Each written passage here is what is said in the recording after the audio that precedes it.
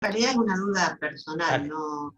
dale, Eh, Virginia, te escuchamos. el plan Cuidarnos surge en General Porredón, o porque también tengo idea de haber escuchado, por ejemplo, que en Quilmes también hubo un plan, o hay un plan Cuidarnos. No, el plan Cuidarnos surge en General Pueyrredón. Surge acá, en los comités, principio de zona norte, y después se replica en el resto de los comités. Pero sí, surge acá y con la articulación de la Escuela de Medicina, como decía Juanjo, que tiene un rol protagónico, ¿no? Lo que pasa que también lo que vos decís, Juanjo, a mí me pasa a veces, de hecho, con mi compañera que es responsable de salud conmigo acá en la zona, que es Mercedes, siempre me dice que una de las características que tengo, que a veces me juega a favor y a veces en contra, un defecto o una virtud, es este poder de síntesis que a veces está bueno hacerlo, pero en este caso no.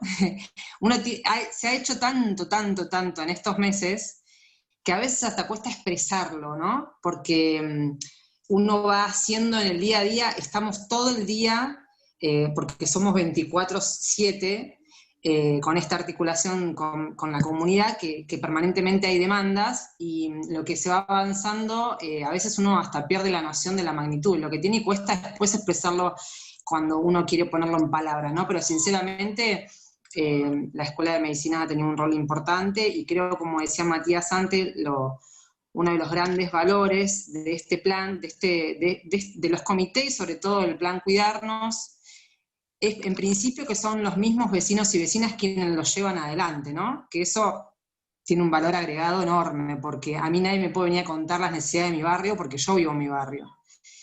Y todos los promotores y promotoras de salud son vecinos y vecinas del barrio.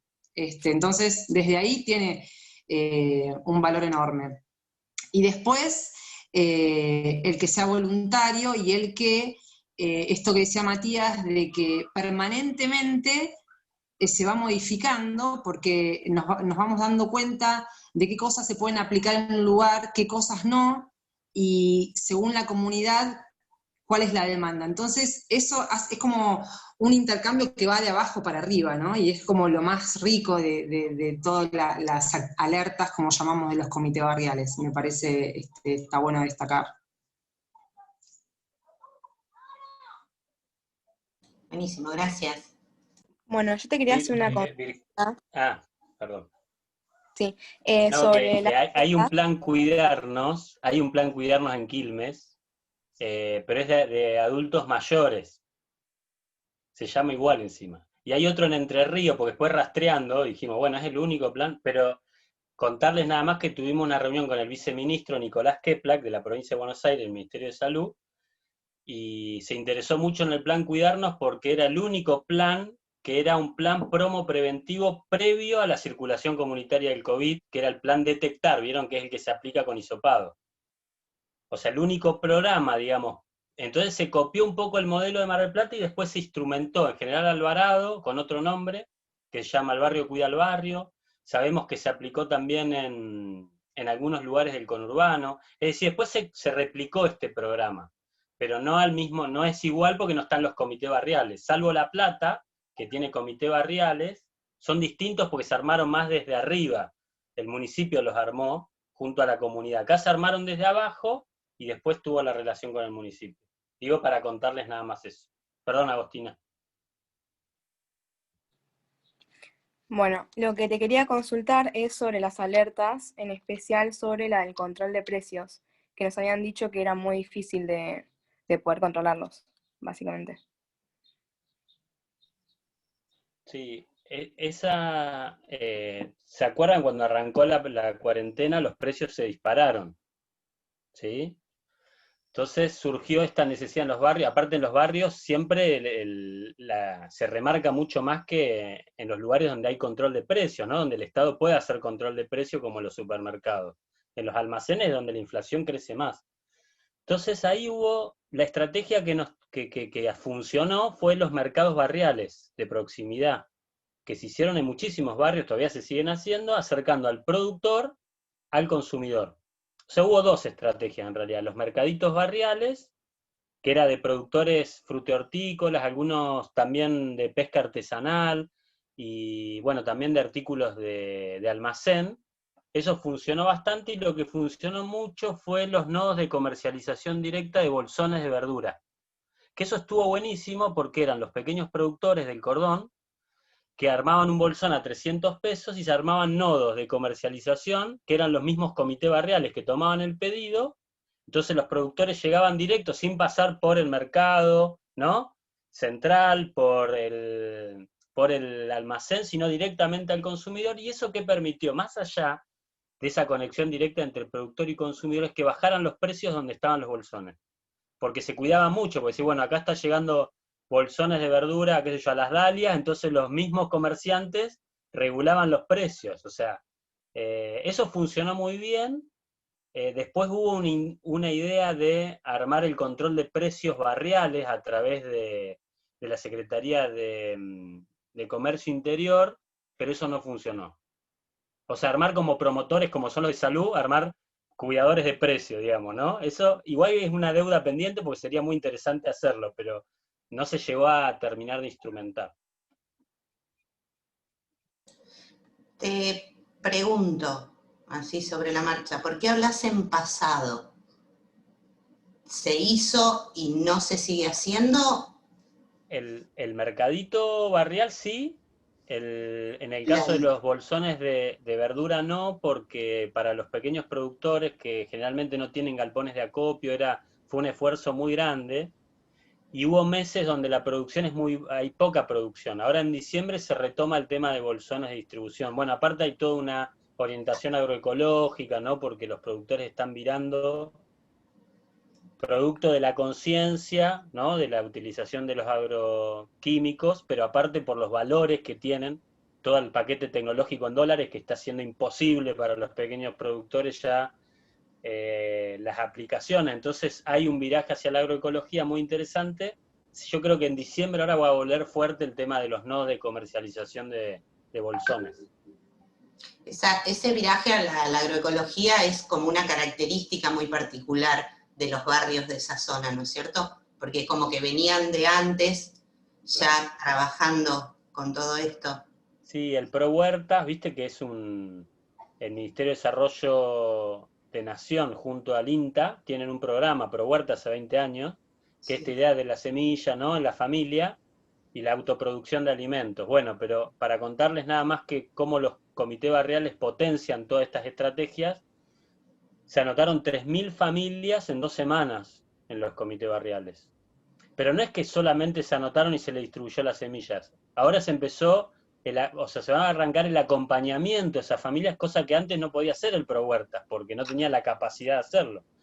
Pero ahora los comités barriales eligieron responsable de huerta, ahora se van a empezar a promover promotores de huertas, digamos, en esta idea del acompañamiento a las huertas. Es decir, toda una idea de que obviamente, como decís vos, Virginia, por ejemplo, en el norte de la ciudad hay muchos terrenos, hay una historia lejísima, o sea, muy grande de huerta, en el sur también. Pero en la zona oeste había poca tradición de huerta, y ahora empezó, ¿no? O en la zona suroeste. Así que bueno, sí, re interesante eso también. Y por ahí siguiendo con lo alimenticio, los comedores son los que nucleaban por ahí la mayor provisión de alimentos o el brindarles la alimentación en el momento más crítico. ¿Ustedes hicieron por ahí un análisis de la calidad nutricional que podían brindar los comedores? Sí, buenísima la pregunta. Sí, se hizo todo un relevamiento junto a las nutricionistas de la MUNI, de los CAPS y de la Escuela Superior de Medicina. Que hicieron un estudio, fue muy interesante porque permitió ver no solamente el problema de alimentarnos, no de comer, sino alimentarnos, ¿no? O sea, el valor nutricional de la vianda. Yo el otro día saqué la cuenta y se entregaron alrededor de 2.500.000 viandas en los 400 comedores. Saqué una cuenta medio a ojo, ¿no? Así sacándola medio rápido. Habría que verla bien, pero sí se hizo un estudio, se presentó y se armó un grupo, que eso es muy interesante, con la mayoría de los comedores, que se llama Recetas Populares, donde están las nutricionistas y están las responsables de comedores. Y entonces intercambian recetas. Se armó un recetario popular, que es alucinante, porque dice, bueno, y ahora voy a hacer ñoquis para 200 personas. Entonces otro que ya hizo, le responde, ¿no? La tecnología es otro elemento, ¿no? Los grupos de WhatsApp, digamos, está para estudiarlo eso también, lo comunicacional. Pero y ahí están las nutricionistas. Y entonces la nutricionista dice, che, ¿por qué a los ñoquis no le agregás zapallo? Por ejemplo, digo una cosa que yo leí el otro día. Entonces agrandás el valor nutricional. O sea, se ve que hay y se comparten, ¿no?, conocimientos desde el saber popular y desde el saber profesional. Entonces esto se va ensamblando. Y Virginia, eso es interesante, ¿por qué? Porque aparte tenemos un mapeo real de cuál es un programa contra el hambre en Mar del Plata real.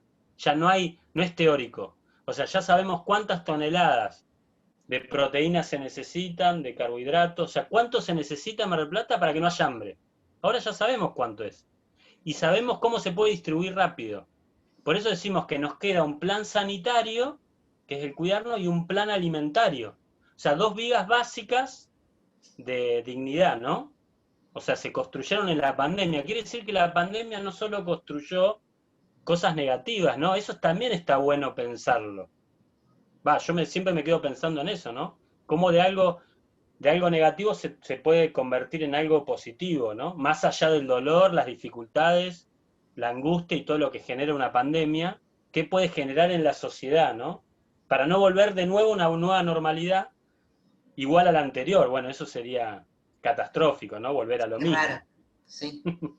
No creo que nunca podés volver igual a lo mismo, pero podemos volver a repetir, ¿no?, errores. Entonces, me parece interesante esto. En un momento, cuando estabas hablando, hablaste como de que se termina, como que no tienen ya proyección de continuarlo.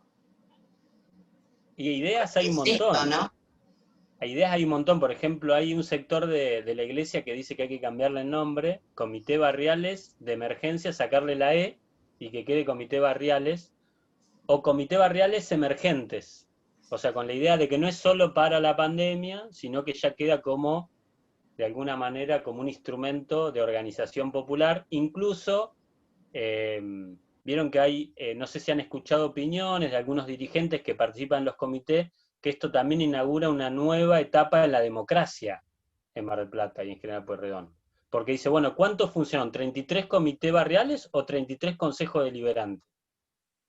Porque en definitiva nos sirve tener una democracia donde haya 24 concejales en Luro e Irigoyen, o en realidad hay que tener una capilaridad mucho más profunda, más real, que permita poder detectar los problemas que hay en cada una de las comunidades. Entonces se habla de las comunas, por ejemplo en Capital hay comuna, o en Rosario. O sea, como que esto me parece que también, Virginia, esto sería, no es patrimonio, como esta construcción no es patrimonio de un dirigente, de 2, de 3, sino de una fuerza social muy grande, su futuro también tiene que ser parte, no de la idea de alguien, sino la idea de muchos, ¿no? De la sociedad. La idea Entonces es me parece que del pueblo, porque del pueblo es así.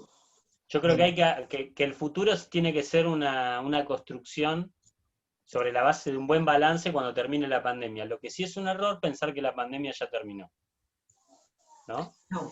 Porque hayan bajado los casos no quiere decir que Mar del Plata y la Argentina vayan a tener un segundo brote. Vamos a tener segundo brote.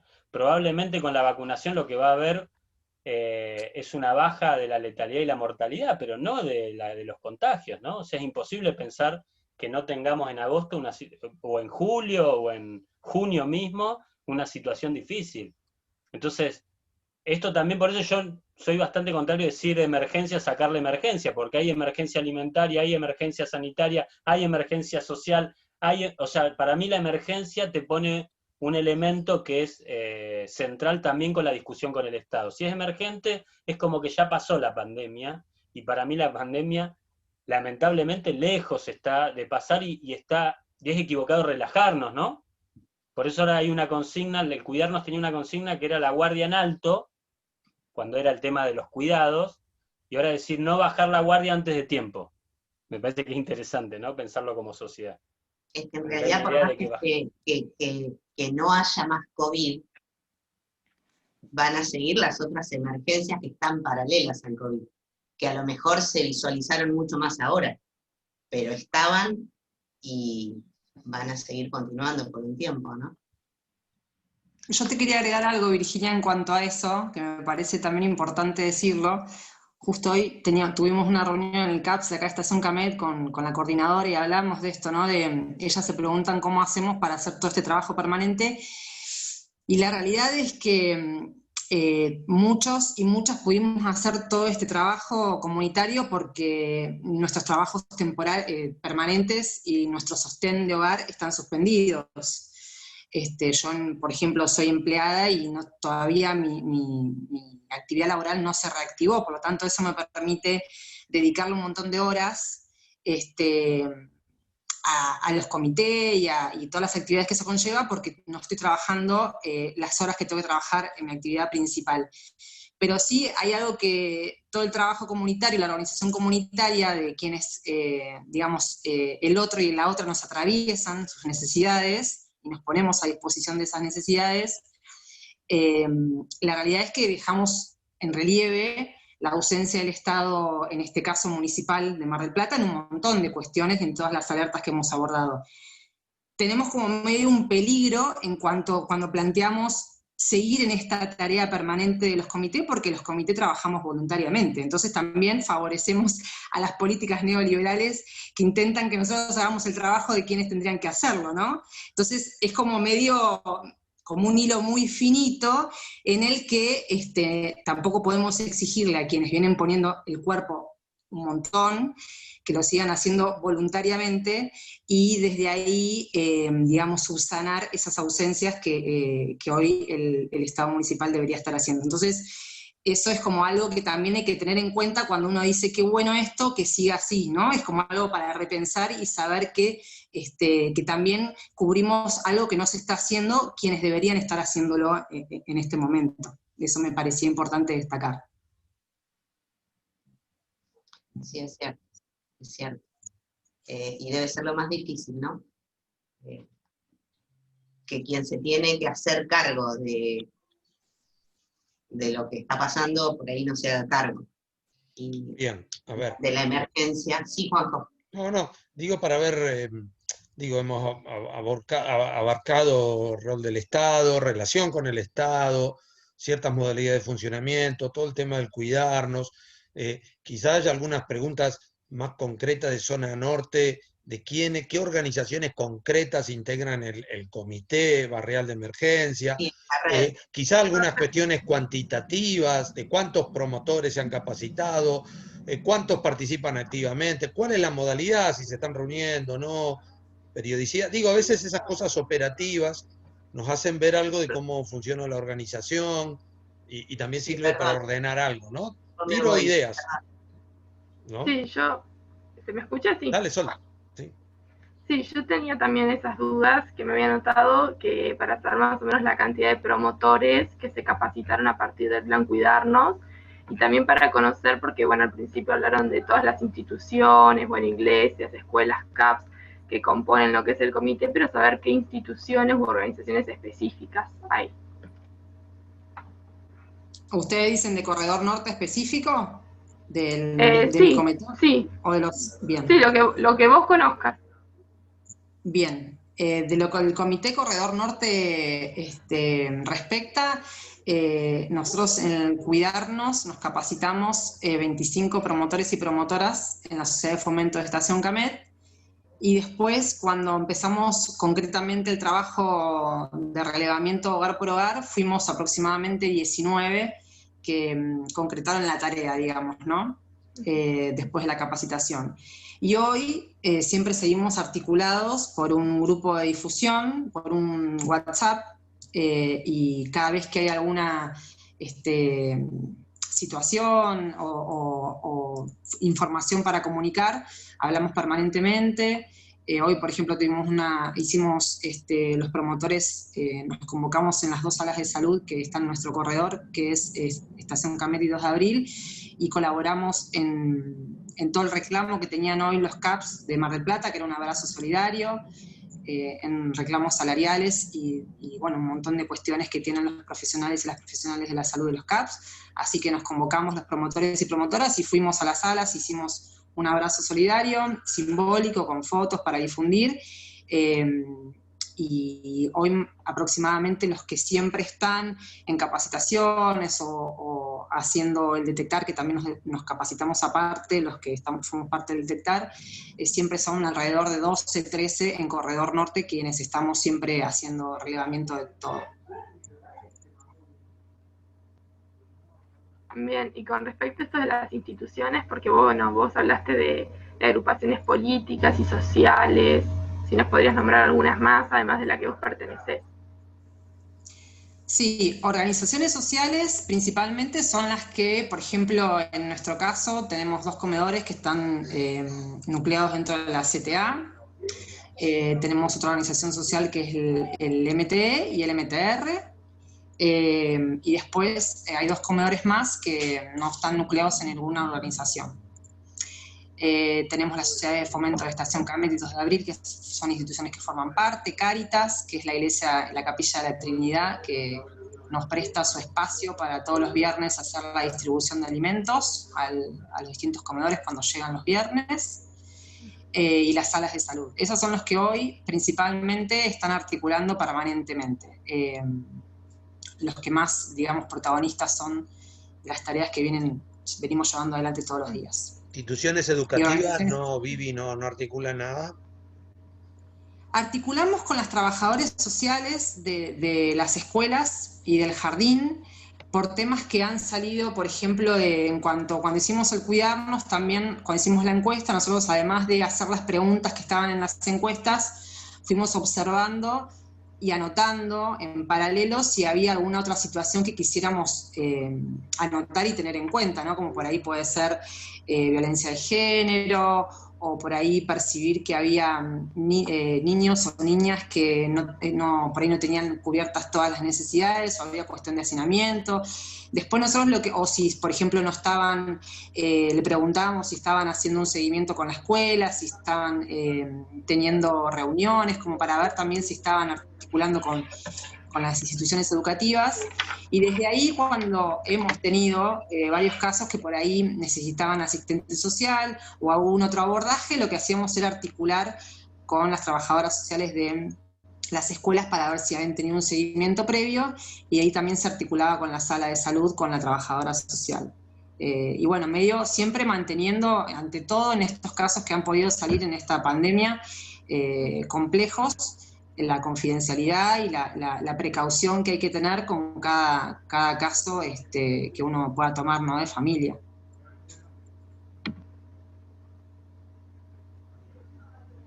Sí, por ahí agregar, 6 comités de zona norte, Corredor es uno de los 6 comités. Hay 126 promotores del plan Cuidarnos, y ahora vamos a tener alrededor de 40 del detectar. Muchos del Cuidarnos después tomaron otra capacitación en bioseguridad. Comentá cómo es la articulación esa, Matías, si te parece, entre el detectar y el cuidarnos, que al ser específico de salud me parece que es pertinente. Claro, cuando se armó el plan Cuidarnos les contaba que no había circulación comunitaria, pero el 2 de agosto nosotros hicimos un plenario y junto a la Escuela de Medicina escribimos un artículo, digamos, planteando que ya había circulación comunitaria. Se reconoció 20 días después la circulación comunitaria. Pero en ese momento había 30 brotes que ya no tenían relación, era imposible establecer relación. Ya en esa fecha, entre 30 brotes había en la ciudad, se hablaba de brotes aislados, y nosotros dijimos, hay circulación comunitaria. Si hay circulación comunitaria, ya el Cuidarnos es insuficiente, necesitamos el plan detectar, que era con hisopado en territorio para el aislamiento oportuno. Hicimos una mesa técnica y armamos un plan de vinculación entre los promotores del plan Cuidarnos y el detectar, es decir, ya tenemos los promotores, lo que necesitamos es tener la infraestructura necesaria para poder hacer los hisopados y tener toda la logística para el aislamiento de las personas, ¿no? Así que ahí agregamos, fue una capacitación en bioseguridad, porque no era lo mismo hacer el relevamiento en un momento de verde que en un momento rojo, ¿no? Donde te metías en lugares donde ya sabíamos que había circulación comunitaria del virus. Entonces, para no arriesgar a los promotores, bueno, ahí Luis Sureda, que es médico de la escuela, ¿lo conocen a Luis? Sí, alguno lo tuvo de profe, Sí. seguro. Un genio. Sí. Hizo todas las capacitaciones en zona norte de bioseguridad, y Alexis, que es el infectólogo de la MUNI, también es profe de la escuela. Así que ellos hicieron una capacitación en utilización de los equipos de protección personal, y lo que hace el plan Cuidarnos es, los promotores que se capacitaron, por ejemplo, en zona norte son 40. Si se hace en corredor norte van los 40, o van menos a veces, pero entre 30 y 40 van al corredor norte. Si se hacen las dalias, van a las dalias, ¿sí? ¿Se entiende? Y lo que se hace es, se pone en un lugar el dispositivo en una plaza, pero lo que hacen los promotores es hacer un casa por casa. O sea, se hacen 40 manzanas alrededor de donde está el operativo, buscando personas con síntomas para ofrecerles hacerse el hisopado. Bueno, esto que les estoy contando, que parece, yo lo cuento rápido, pero si uno se detiene, es una locura, porque en ningún lugar el detectar hace esto. Trabaja con esta, aparte que son promotores del barrio, como dice Vivi. Además, no es que caen del detectar. Matías, esto se hace sin que nadie cobre ni un viático, ni Nada. para el bondi. A ver, esto es lo que me parece que hay que dimensionar. La enorme potencia de lo colectivo, de la voluntad de ayudar al otro. Esto me parece a mí que muchos que a veces nos quedamos en nuestra casa para estar tranquilos y a veces no de mala onda, ni de mala leche, ni porque seamos jodidos, pero a ver, esto se hace en un marco de riesgo, sin ningún beneficio económico o material de ningún tipo. Y esto lo tenemos que decir para dimensionar. Porque si no después, no, ¿vieron cómo reproducimos a veces las redes sociales los argentinos somos la peor mierda del mundo? La verdad, todo lo contrario. Tenemos muestras de compromiso y de solidaridad enormes como esta. Y hay que decirlo. Una pregunta, para que me quede claro. Se ve en zona norte, ¿hay 6? ¿O hay uno que es el corredor norte? Mar del Plata se divide en 4 zonas, porque el comité barriales. Zona norte, zona sur, este y oeste. Perdón, Mati, dale. Claro. No, y dentro de cada zona hay comités. ¿Por qué comité barrial? Porque lo que necesitábamos era capilaridad en el trabajo. Y aparte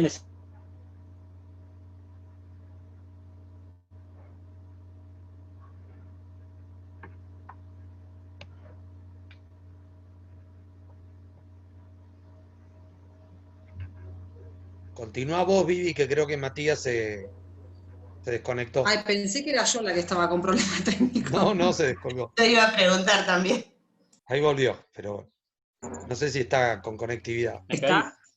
Ahí está. A ver. Sí, ahí estoy. No, que les decía que Vivi, que esto, por ahí terminé de contarlo vos, pero el debate estuvo centrado en que tener comité por barrio te permitía tener rondas chicas para poder hacer las reuniones. Acá en la zona norte había una tradición de red zona norte, entonces juntaba toda la zona norte, las escuelas, que tiene un aspecto interesante porque articulás la zona, pero después no permitía trabajar capilarmente. Imagínense que la densidad institucional de un solo barrio son alrededor de 11 o 12 personas. A partir de ese comité tiene su responsable de salud, de alimentos, y después hay mesas de trabajo, ¿no? Mesa de salud, por ejemplo, bueno, con Vivi somos responsables. Bueno, hay más, porque hay 2 por comité de salud, ¿no? Somos 12 responsables de toda la zona norte, ¿se entiende? O sea que después se articula la zona, pero la zona trabaja con cada comité por barrio.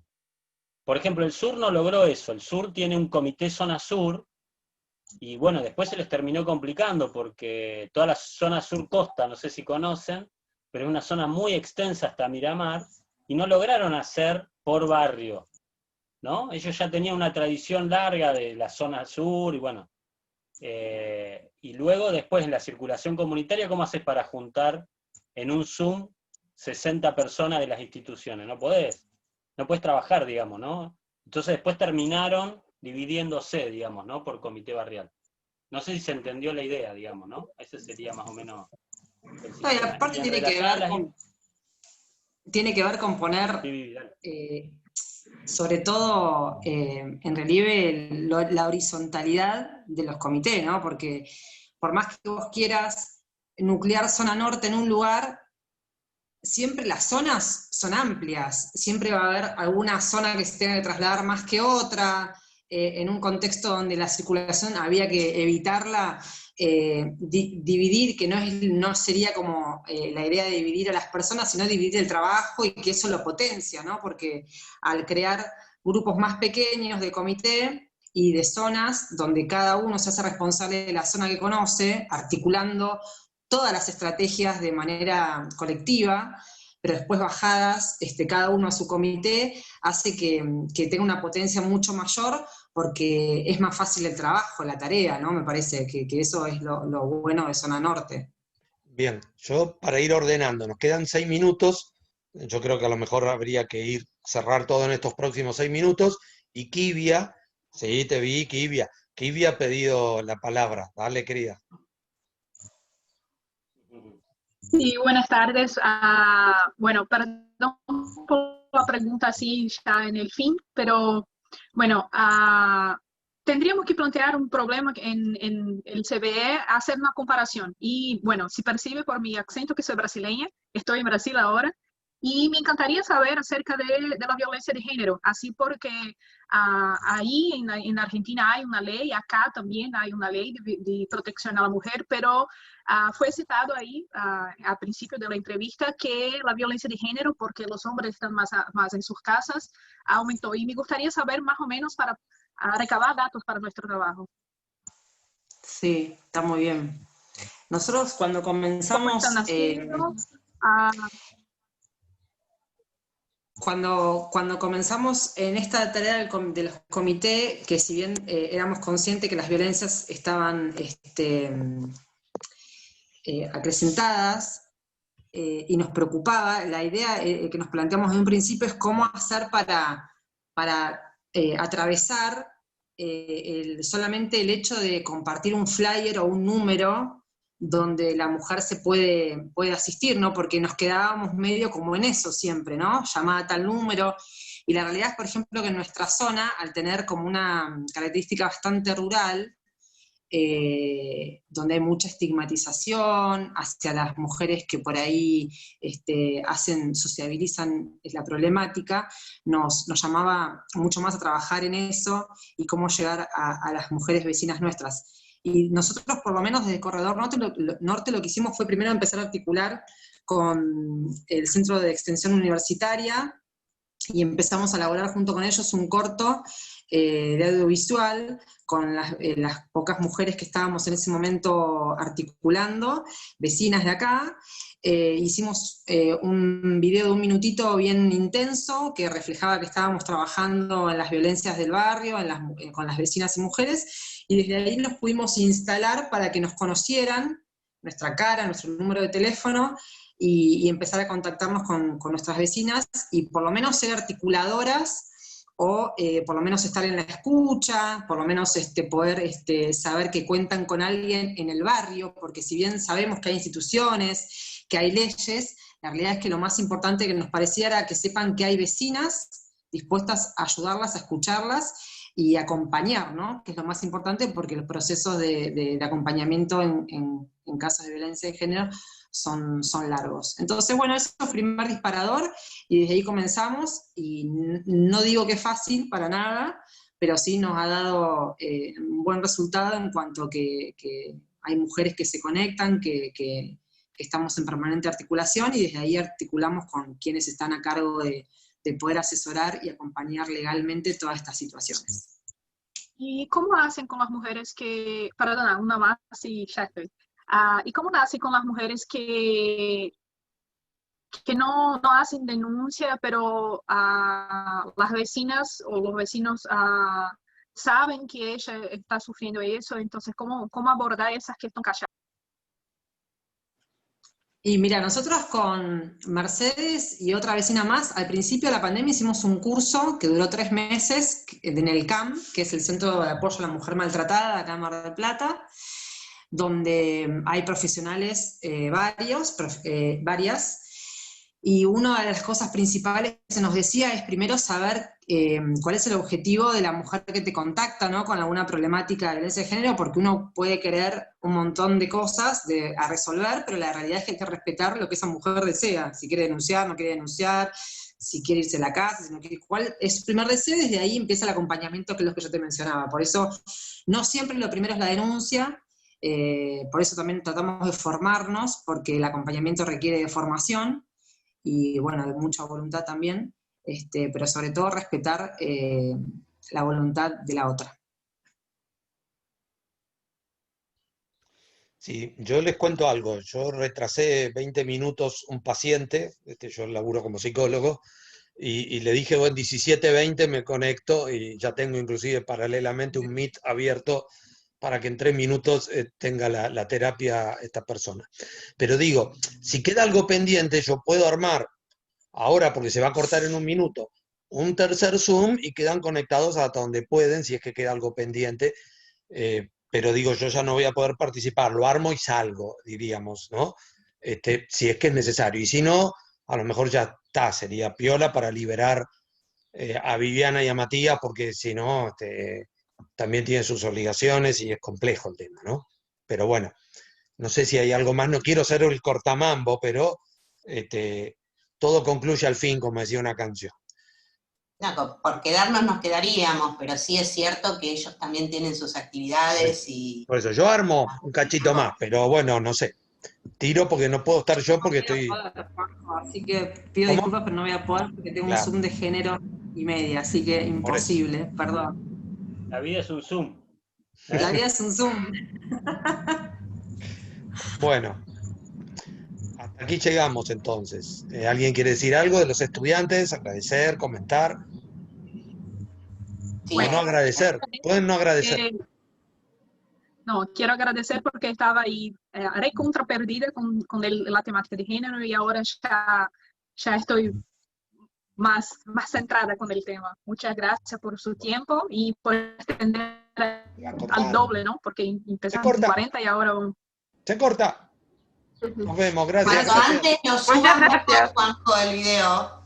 ¿Cómo? Así podemos... A el la video red, subirlo. al campus de redes y sistemas de salud. Voy a ver si lo puedo sumar, agregar en breve, porque yo ahora tengo 2 Zoom seguidos también, 2 o 3. A la noche lo subimos, dale.